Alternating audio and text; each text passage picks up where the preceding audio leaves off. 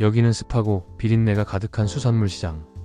갖은 생선들은 팔 따기는 듯 보이지만 점점 힘을 잃어간다. 바닷가와 가까운 듯 아닌 듯한 이곳. 잡혀온 생명들은 마지막 힘을 짜내는 건지 고통을 호소하는 건지 알 수 없다. 영수는 이 비린 곳이 싫다. 아버지를 뿌린 바닷가. 그곳은 아버지가 드넓은 인생을 항해했던 시작이자 마지막이었다. 광활했던 생의 서막, 그리고 정적의 끝. 잠시 어머니와 들른 수산시장에서도 영수는 삶과 죽음만을 떠올린다. 살아있는 자를 잃어본 사람만이 이토록 날카로운 감수성으로 사물의 종말을 분해하게 되는 걸까? 움직이는 것들, 에너지를 가진 모든 것들이 소멸해 가는 과정을 바라보며 영수는 삶의 처음과 마지막을 동시에 마주한다. 영수는 여름에 태어난 아이였다. 그리고 그의 아버지는 여름의 세상의 마지막 항해를 떠났다. 여름은 모든 것을 빠르게 익히고 빠르게 상하게 만든다. 생선의 비늘은 금세 탁해지고 살점은 손끝에서 흐물흐물 녹는다. 뜨거운 공기 속에서 한 생명이 죽어간다는 것은 결코 조용하거나 우아한 일이 아니다. 그건 오히려 점점 깊어지는 냄새로 시작된다. 영수는 알고 있다. 그 냄새를.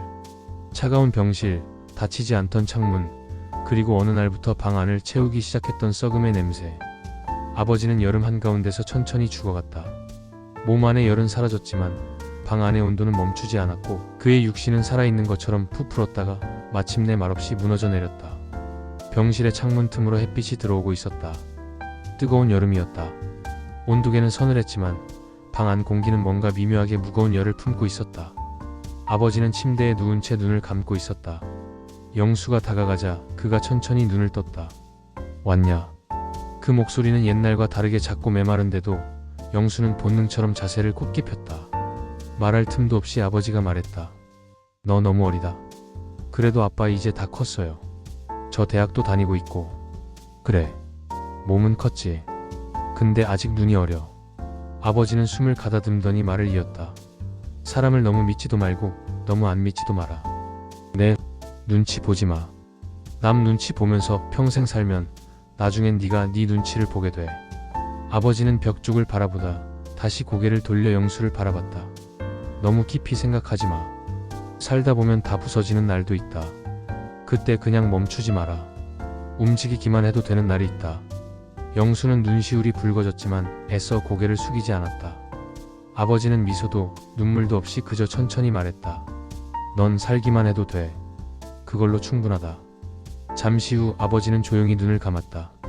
그 말은 훈계가 아니었고 위로도 아니었다. 남은 사람에게만 건넬 수 있는 묵직한 유산 같은 말이었다. 죽음은 장엄하지 않았다. 의미도 없었다. 그건 오히려 하루에 수천 번 일어나는 생물학적 반응이었다. 산소의 공급이 끊기고 세포는 스스로를 분해하기 시작했다. 그 과정을 영수는 느꼈다. 코로 눈으로 피부로. 그날의 냄새가 지금 이 시장의 냄새 속에 섞여 있다. 비닐봉지에 담긴 고등어, 썰어진 민어의 살점, 발밑에서 흐르는 얼음물. 어느 것 하나도 영수에게는 단순한 상품으로 보이지 않는다. 그건 곧 썩을 것들이다. 살았던 적이 있는 것들, 움직였고 먹이를 찾았고 바다를 알았던 것들. 지금은 말없이 아무 소리도 없이 해체되어 간다. 사람도 다르지 않다. 사랑받았고 말했고 때론 웃기도 했던 사람도 죽음 앞에서는 썩는 존재다. 그러나 영수는 그 사실을 모욕으로 느끼지 않는다. 오히려 위안처럼 느낀다. 죽음이 고귀하지 않다는 것은 삶 또한 그만큼 평등하다는 뜻이니까. 누구나 다 녹고 분해되고 냄새가 되고 사라진다. 그 사실을 받아들이는 순간 영수는 어쩌면 처음으로 아버지를 정말 보내는 시점이 되었다. 죽음은 기억에 남지만 그 육신은 더 이상 여기에 없다. 바다로 돌아갔고 염분 속에서 해체되어 다른 생명의 먹이가 되었을 것이다. 썩는다는 것은 끝이 아니라 또 다른 시작이다. 여름은 많은 것을 키운다. 밭의 채소들도, 아이의 키도, 사람들 사이의 감정들도 이 계절엔 뜨겁게 부풀고 자란다. 그러나 여름은 동시에 많은 것을 빠르게 상하게 만든다. 냉장고 밖에 놓인 음식은 금세 상하고 뜨거운 마음은 식기도 전에 불타버린다. 살아있다는 건 그런 뜨거운 시간 속에 머무는 일이다. 지금 영수의 손에는 살짝 녹은 얼음이 담긴 비닐봉지가 들려있다. 물이 뚝뚝 떨어지고 그 물이 땅에 닿아 금세 증발한다.